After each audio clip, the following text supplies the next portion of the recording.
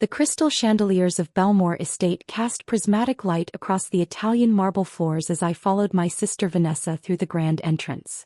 My mother walked between us, her designer handbag swinging with each purposeful step.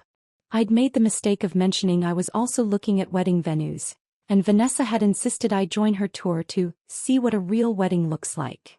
This is 20,000 square feet of pure elegance, the event coordinator, Patricia, explained as she guided us through the ballroom. Floor-to-ceiling windows overlooked manicured gardens that stretched toward a private lake. We can accommodate up to 300 guests for a seated dinner. Vanessa clutched her fiancé Trevor's arm, her engagement ring catching the light with calculated precision. It's perfect. Absolutely perfect. This is exactly the kind of venue that matches our status. I ran my fingers along the silk wallpaper, remembering the hours I'd spent in these rooms over the past 3 years. The scent of imported roses from the arrangements I'd personally approved last week filled the air. The deposit is $15,000, Patricia continued, pulling out her tablet. The full venue rental for a Saturday evening is $85,000, not including catering, florals, or... We'll take it, Vanessa interrupted, not even glancing at the price sheet. Trevor's promotion means money isn't an issue. We want the first Saturday in June. Mom beamed with pride. My successful daughter marrying a corporate attorney. This is exactly the wedding you deserve, darling. I smiled softly, studying the chandelier I'd had restored 6 months ago. The original had been damaged in a storm, and I'd spent 2 weeks finding the perfect replacement crystals in Prague. Elena, why are you even here? Vanessa's voice cut through my thoughts. You can't possibly be considering this venue for your little wedding. I'm just looking, I said quietly. David and I want to explore all our options. Vanessa laughed, the sound echoing off the vaulted ceiling. Options? Sweetheart, this venue costs more than your annual salary. What do you make as a bookkeeper? 40,000? 50. Vanessa, I said gently. No, seriously. She turned to Patricia with an exaggerated sympathetic expression. My little sister works in accounting for some small firm downtown. She's marrying a public school teacher. I mean, it's sweet, but this, she gestured around the ballroom, this is for people who've actually built something. Mom nodded in agreement. Elena, honey, you need to be realistic about your budget. There are plenty of nice community centers that rent for a few $100s. Some of them even have working air conditioning. Patricia shifted uncomfortably, glancing at me with an expression I couldn't quite read. Perhaps we should continue the tour? We moved through the estate, and with each room Vanessa's commentary became more pointed. In the bridal suite she ran her hand over the velvet settee. Can you imagine getting ready in here, Elena? Oh wait, you probably can't. Your entire apartment would fit in this room. The gardens were next, where a white gazebo stood beside the lake. This is where I'll have my ceremony, Vanessa declared. 300 guests watching as I marry the man of my dreams in the most exclusive venue in the state. It's certainly beautiful, I offered. Beautiful. Mom scoffed. It's magnificent. And completely out of your league, Elena. I don't know why you insisted on coming. This is Vanessa's day. I invited her, Mom, Vanessa said with false sweetness. I wanted Elena to see what success looks like. Maybe it'll motivate her to be more ambitious. Trevor, who'd been largely silent, finally spoke. The venue is impressive. When Patricia mentioned the owner rarely makes public appearances, I have to wonder if the quality matches the reputation. Patricia's professional smile never wavered. I assure you, Mr. Pearson, Ms. Williams maintains the highest standards personally. Every detail of this estate reflects her vision and dedication. I caught the slight emphasis on my surname but said nothing. We returned to the main office, a sun-drenched room with restored antique furniture and fresh peonies on the desk. Patricia pulled out the contract paperwork, her movements precise and practiced. Now for the first Saturday in June, we do have a waiting list, Patricia began. However, since you're prepared to place the deposit today. Waiting list. Vanessa's voice sharpened. I don't do waiting lists. Trevor, tell her. Trevor pulled out his checkbook with a flourish. We're prepared to offer an additional $5,000 to secure the date immediately. Patricia glanced at me again, a question in her eyes that my mother and sister didn't notice. I gave the slightest shake of my head. That won't be necessary, Patricia said smoothly. I believe we can accommodate your preferred date. Let me just verify the calendar. While Patricia stepped away, Vanessa turned to me with a triumphant smile. See? This is what happens when you have real money and connections. You get what you want. I'm happy for you, I said sincerely. Are you though? Vanessa leaned closer. You've always been jealous of me, Elena. The pretty sister, the successful sister. Now I'm getting married in the most exclusive venue in the state while you'll be lucky to book a holiday in conference room. Mom patted Vanessa's hand. Now darling, be kind. Elena's doing the best she can with her limited resources. Not everyone can be exceptional. Something vibrated in my purse. I pulled out my phone to see a text from Patricia's personal cell. Do you want me to decline the booking? I quickly typed back. No. Process it normally. Say nothing. Patricia returned with a warm smile. Good news. The first Saturday in June is available. Let's go over the contract details. For the next 30 minutes, Vanessa negotiated every aspect of the venue rental with the confidence of someone who'd never been told no. She demanded premium linens, exclusive use of the grounds, access to the wine cellar, and a personal assistant for the week of the wedding. Our standard package includes, Patricia began. I don't want standard, Vanessa interrupted. I want the owner's package. Whatever Ms. Williams reserves for her most important clients. I almost laughed but turned it into a cough. I'll need to check on that, Patricia said diplomatically. Check with whom? The mysterious owner. Vanessa rolled her eyes. Honestly, it's a bit pretentious to never show your face to clients. What kind of businesswoman hides behind her staff? I studied my cuticles, counting silently in my head. Ms. Williams is very hands-on, Patricia said, her voice cooling slightly. She personally approves every event and often attends them incognito to ensure quality. Incognito, Mom repeated with a snort. How dramatic. In my day, business owners had the backbone to show their faces. Perhaps she's not that impressive, Vanessa suggested. Probably inherited the place and lets the real professionals run it. I bet she's some frumpy middle-aged woman who wouldn't know elegance if it hit her. I felt my phone buzz again. Another text from Patricia. I'm 5 seconds from telling her everything. I replied, wait. Trevor signed the contract with unnecessary flourish while Vanessa continued her monologue about their wedding vision. I want everything to scream sophistication. No tacky decorations, no budget flowers. Everything imported, everything exclusive. We'll do our best to meet your expectations, Patricia said, her professionalism admirable. Not your best, Vanessa corrected. Your absolute finest. Trevor is paying premium prices and I expect premium service. If your owner has a problem with that, she can tell me herself. Assuming she's capable of communication, Mom added with a laugh. I stood quietly, preparing to leave. I should get going. David's expecting me for dinner. Oh right, David, Vanessa said dismissively. The teacher. What does he make? 40,000 a year. And you're what, 50? That's 90,000 combined. Cute. Trevor makes 300,000 and I pull in 150 with bonuses. We're practically a different species financially. Different species, I repeated softly. That's one way to put it. Don't take it personally, sweetie, Mom said, touching my arm with false sympathy. You chose a simpler life. There's no shame in being ordinary. Vanessa leaned back in her chair, surveying the office like a queen on her throne. You know what, Elena? Since I'm feeling generous, I'll give you some advice. Don't try to compete with this. Find a nice little barn venue or a restaurant backroom. Have a small wedding with 50 guests, serve chicken instead of filet mignon, and accept your limitations. You'll be much happier when you stop trying to reach above your station. Above my station, I echoed. Exactly. Vanessa nodded enthusiastically. Know your place in life. I'm the successful daughter who made something of herself. You're the mediocre one who did the bare minimum. That's just how it is.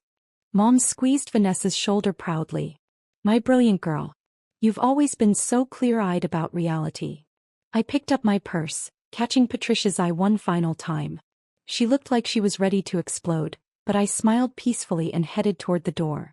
Elena, Vanessa called out, her voice dripping with mock concern.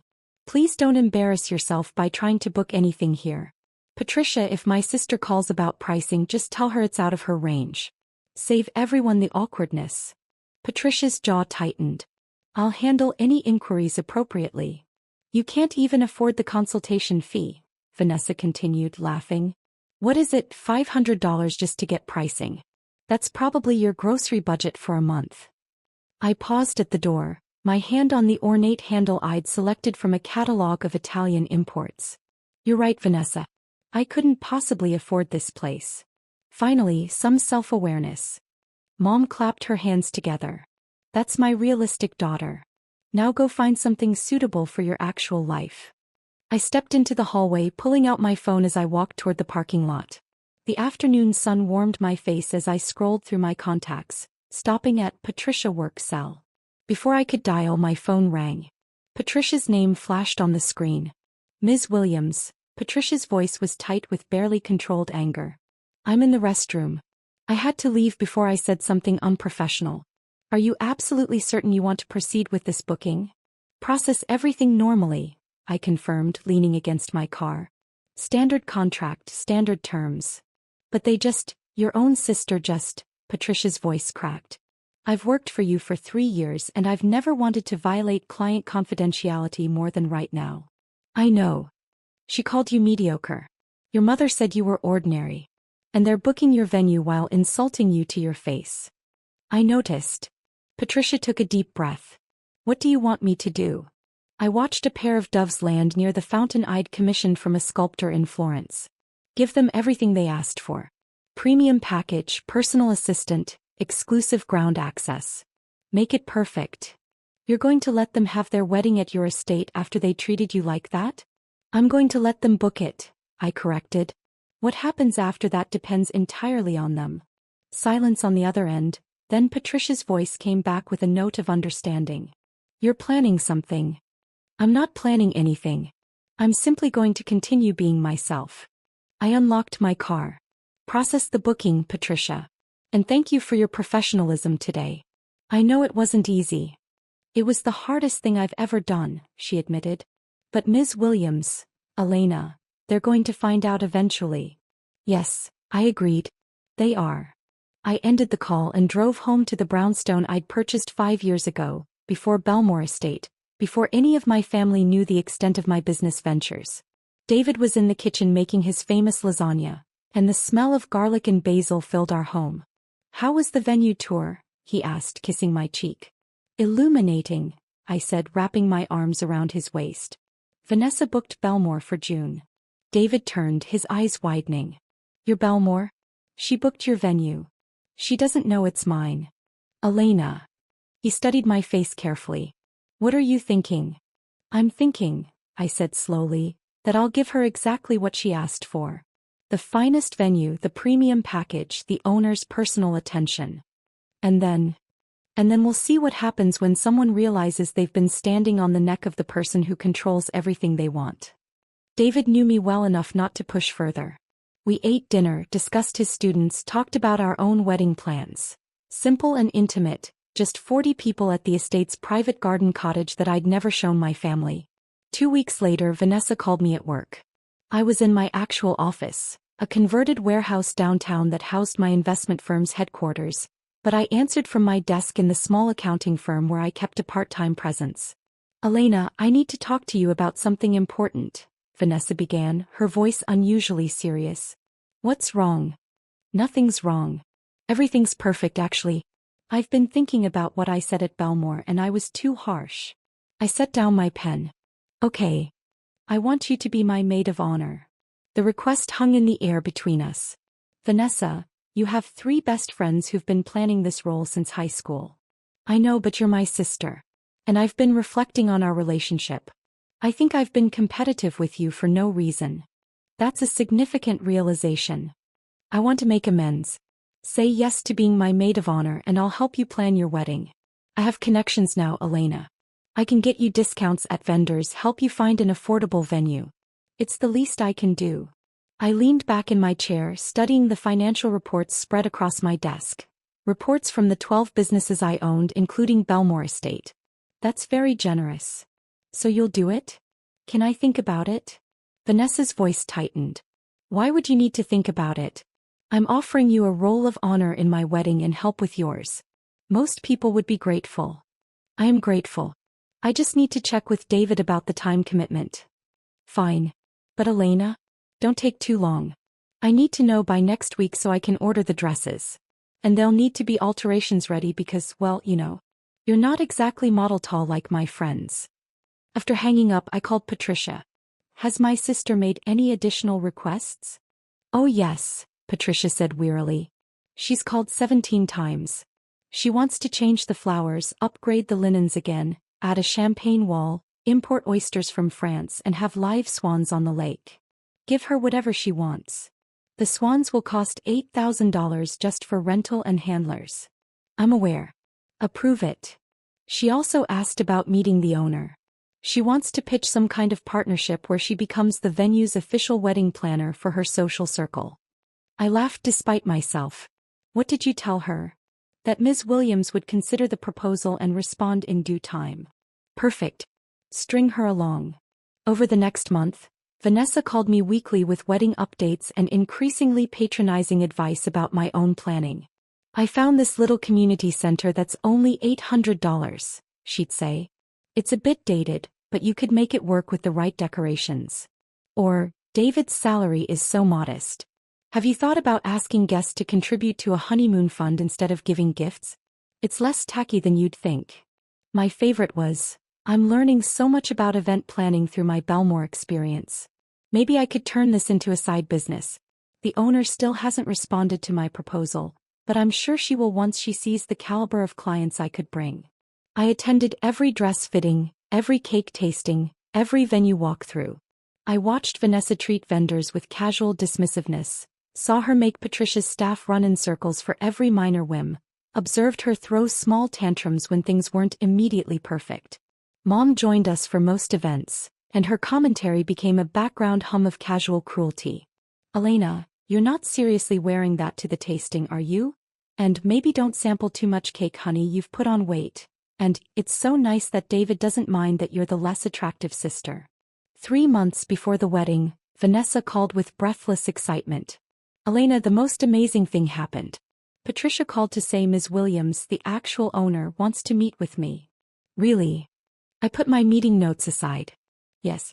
Apparently she's impressed with how I've handled the planning and wants to discuss my proposal personally. This could be huge for me. Can you imagine? Wedding planner to the elite, operating out of the most prestigious venue in the state. When's the meeting? Next Tuesday at 2. Will you come with me? I want you to see your big sister closing a major business deal. It might inspire you to think bigger. I checked my calendar, which showed a board meeting for one of my tech investments. I'll make it work. Tuesday arrived with perfect spring weather. I dressed in my usual understated style. Tailored pants, simple blouse, minimal jewelry. Vanessa wore a designer suit and enough perfume to announce her presence from the parking lot. Patricia met us in the lobby, her expression carefully neutral. Ms. Williams is ready for you in the executive office. The executive office, Vanessa whispered to me as we walked. See? She knows quality when she sees it. We climbed the curved staircase to the second floor, an area of the estate I'd converted to administrative offices. My personal office occupied the corner with views of both the gardens and the lake.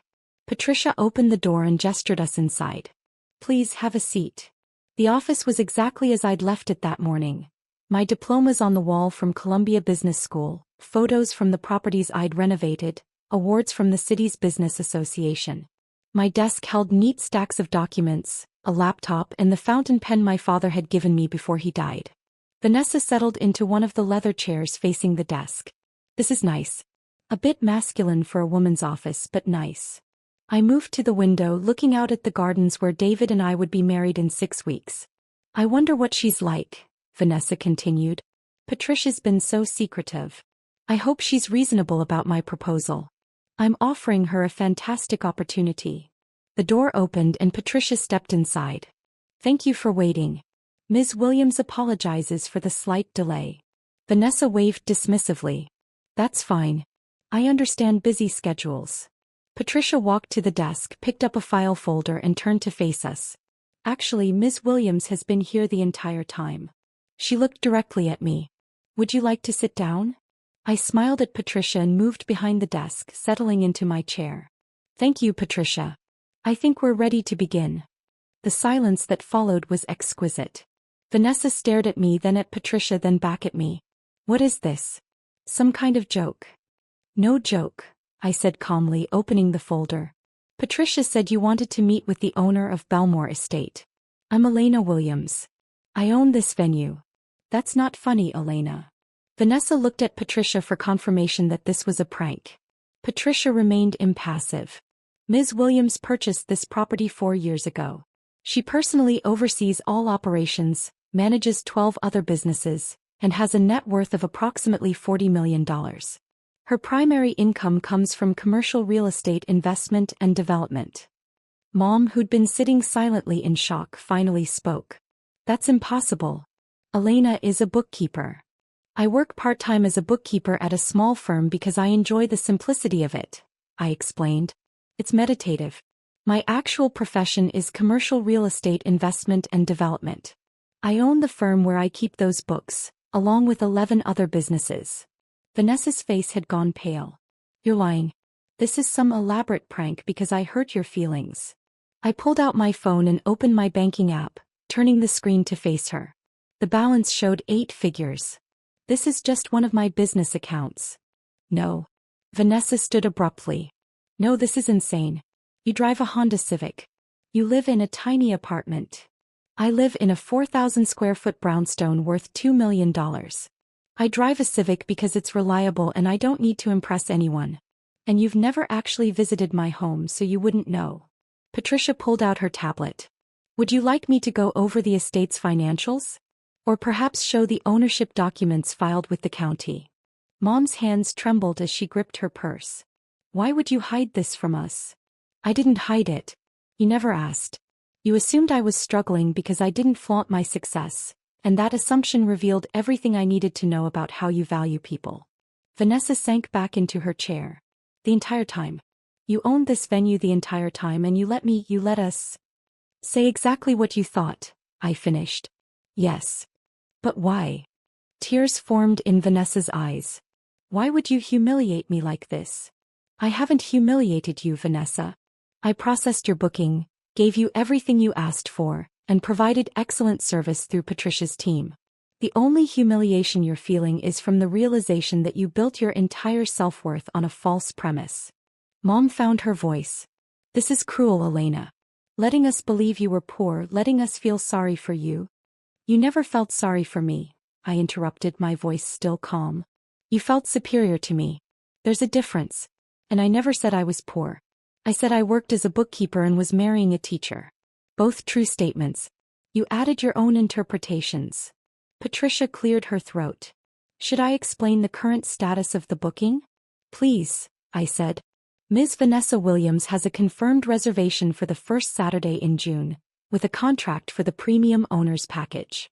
The deposit is non-refundable and the balance is due 30 days before the event. As of today, the full balance of $147,000 is outstanding. Vanessa's eyes widened. $147,000? You requested numerous upgrades, Patricia continued, reading from her tablet. French imported oysters, live swans, premium imported linens, exclusive ground access, the owner's wine cellar, a personal assistant for the week of the event, upgraded lighting packages, and a custom floral installation requiring flowers from 4 different countries. It's all itemized in your contract. I can't afford that, Vanessa whispered. Trevor and I combined have saved $80,000 for the wedding. That's everything we have. I pulled out the contract sheet signed. You represented that cost was no issue. That you wanted everything that screamed sophistication. Mom leaned forward. Elena, you can give her a discount. She's your sister. Can I? I looked at Patricia. What's our policy on discounts? Belmore Estate does not offer family discounts, Patricia said without missing a beat. In fact, given the additional demands Ms. Williams has made on staff time, 17 phone calls, 11 revised vendor orders, 3 complete redesigns of the floral plan, we typically charge an administrative fee for high-maintenance clients. How much is that fee? I asked. 20% of the total contract value. In this case, approximately $29,000. Vanessa stood again, her chair scraping against the hardwood floor. You can't do this. I can't. I tilted my head. Why not? Because we're family? You spent 3 months telling me I was mediocre, ordinary, and that I needed to know my place. You suggested I was jealous of your success. You offered to help me find affordable venues because you felt sorry for my limited resources. Now you're asking me for special treatment based on a relationship you've spent years diminishing. I didn't mean any of that, Vanessa said desperately. I was just being competitive. Sisters do that. No, Vanessa. Sisters support each other. What you did was establish a hierarchy where you believed yourself superior and me beneath you.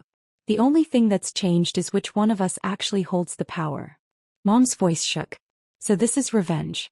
You're going to bankrupt your sister over hurt feelings. I'm not bankrupting anyone. Vanessa signed a contract for services she requested. She can honor that contract, or she can cancel per the terms she agreed to, which means forfeiting the $15,000 deposit and owing a cancellation fee of 30% of the total contract value. Patricia did the mental math. That would be approximately $59,000 total. Vanessa collapsed back into the chair, her carefully constructed composure crumbling. I don't have that kind of money. Even if Trevor and I use our entire wedding savings, we'd still be short. Then I suppose you need to make a choice, I said simply. Honor your contract and have your dream wedding at a venue you can't actually afford, or cancel and lose a substantial portion of your savings. Either way, the decision is yours. What do you want from me? Vanessa's mascara was running now. An apology? I'm sorry, okay? I'm sorry I said those things. I don't want anything from you. I closed the folder. I wanted you to understand what it feels like to be on the other side of dismissive superiority. To realize that the person you considered beneath you actually controlled everything you wanted. That's not revenge, Vanessa. That's education. Mom stood, trying to muster her authoritative parenting voice. Elena Williams, I am your mother, and I am telling you to void this contract immediately. You're my mother, I agreed. A mother who has spent years making it clear that you value Vanessa more than me because she fit your definition of success. Do you remember my college graduation from Columbia? Mom's face flickered with uncertainty. You didn't come, I continued. Vanessa had a work event, a happy hour with her marketing team, and you said that was more important than my graduation. When I bought my first property at 26, I invited you to the ribbon cutting. You said you had a hair appointment. I didn't realize that it mattered, or that I was successful. Because those are two very different things, Mom. Patricia's phone buzzed. He glanced at it, then at me. The Hendersons are here for their 3 o'clock consultation. Thank you, Patricia. We're just finishing up. I stood, smoothing my blouse. Vanessa, you have until the end of business today to make a decision about your contract. Either commit to the full payment plan or file for cancellation. Patricia will handle either choice professionally. Vanessa wiped her eyes, smearing her mascara further. And what about you? Are you going to tell everyone? Make sure all my friends know that my little sister is actually some real estate mogul who humiliated me? I'm not going to tell anyone anything. Your choices are your own business. But Vanessa. I waited until she looked at me. The next time you assume someone is beneath you because they don't flaunt their success, remember this moment. Mom gathered her purse with shaking hands. I can't believe you'd treat your family this way. The way you treated me? I asked quietly. With dismissiveness and condescension? Or the way you thought I deserved to be treated? With patience and professional courtesy? Neither of them had an answer. Patricia escorted them out and I heard Vanessa crying as they descended the stairs. I returned to the window, watching them exit through the main entrance. They stood by Vanessa's car for several minutes, arguing based on their gestures, before driving away separately. My phone rang 20 minutes later. David's name appeared on the screen. Your sister called me, he said without preamble. She's hysterical. She wants me to convince you to give her a discount. What did you tell her? I told her that you were the most generous person I knew, but that generosity should never be mistaken for weakness. He paused. She also called me a struggling teacher, who married above his station. Even while asking for help, she couldn't resist being condescending. I smiled despite myself. Did you tell her about your family trust? No. Let her think what she wants. I get why you work as a bookkeeper now. There's something peaceful about being underestimated. There is, I agreed. At 4:30, Patricia called. She canceled. Paid the cancellation fee with a bank loan from what I can tell. Trevor looked devastated. And the partnership proposal? Withdrawn. She asked me to forward a written apology to you. Did you read it? I may have glanced at it, Patricia admitted. It was very sorry you were offended rather than sorry I was cruel. That sounds about right. Patricia hesitated. For what it's worth, I've never been prouder to work for someone. Watching you maintain your composure while they said those things. Thank you, Patricia. That means a lot. So what now? I looked out at the gardens where my own intimate wedding would take place. Now we get back to work. The Hendersons need an event coordinator, and I have a board meeting at 6. Just another day at Belmore Estate, Patricia said with a smile in her voice. Just another day. 3 weeks later, I received a card in the mail. Vanessa's handwriting, but steadier than usual. Elena, I've spent weeks trying to write this and nothing sounds right. I can't apologize enough for how I treated you. Not just at the venue but for years. You were right. I built my self-worth on the idea that I was better than you, and losing that illusion has been devastating. Trevor and I are getting married at a small restaurant. We've invited 40 people. Mom keeps crying about the embarrassment, but honestly it feels more authentic than the spectacle I was planning. I don't expect your forgiveness, but I want you to know that I'm trying to become someone who deserves a sister like you. Congratulations on your wedding next month. I wasn't invited and I understand why. I hope you and David have everything you deserve. V. I placed the card on my desk, next to the invitation list for my own wedding. After a moment I picked up my phone. Patricia? Add one more couple to the guest list. My sister Vanessa and her fiancé Trevor. Email me their address and I'll send an invitation today. Are you sure? Patricia asked. I looked at the card again, at the shaky handwriting that betrayed how hard this had been to write. She needs to see what treating people with genuine respect looks like. Even when you have every reason not to. That's very gracious of you. No, I corrected. That's what family should be. And maybe it's time I showed her how that works. My wedding was exactly what David and I wanted. Intimate, meaningful, and held in the private garden cottage that most clients never knew existed. Vanessa and Trevor arrived quietly, sitting in the back row. She wore a simple dress and no jewelry except her engagement ring. When our eyes met, she smiled sadly and mouthed thank you. At the reception, she approached me carefully. Your venue is even more beautiful than I realized. The personal touches, the garden you designed, the cottage you restored, it's not just elegant. It's authentic. That's what happens when you build something for meaning rather than status, I said gently. She nodded, tears forming. I'm learning that. Slowly. Mom joined us, her expression uncertain. Elena, I owe you an apology too. I let ambition and social standing color how I saw you. I'm ashamed it took this to make me realize that you were successful all along, just not in the ways I was taught to recognize. I hugged them both, feeling the years of tension begin to ease. We're all learning, I said. That's what matters. As the sun set over the lake I'd restored, as David held me close on the deck I'd designed, as 40 of our closest friends and family celebrated around us, I realized that this quiet triumph of authentic connection, was worth more than any dramatic revelation. Vanessa pulled me aside before leaving. I still don't understand why you invited me. After everything. I smiled, squeezing her hand. Because you wrote that card. Because you're trying. And because the point was never to destroy you, Vanessa. It was to help you understand that treating people with dignity isn't dependent on their bank balance or their job title. I'm really trying, she whispered. To be better. I know. And that's why you're here. She left with Trevor, waving from their car, and I returned to my wedding. My real life, built not on assumptions or status or superiority, but on the quiet confidence of knowing exactly who I was and never needing to prove it. The venue I'd built. The man I'd chosen. The family I was teaching slowly, to see people for who they truly were rather than what they appeared to be. Sometimes the greatest power isn't in the dramatic reveal. It's in the choice to extend grace after you've already proven your point. And that, I'd learned, was the only kind of success that actually mattered.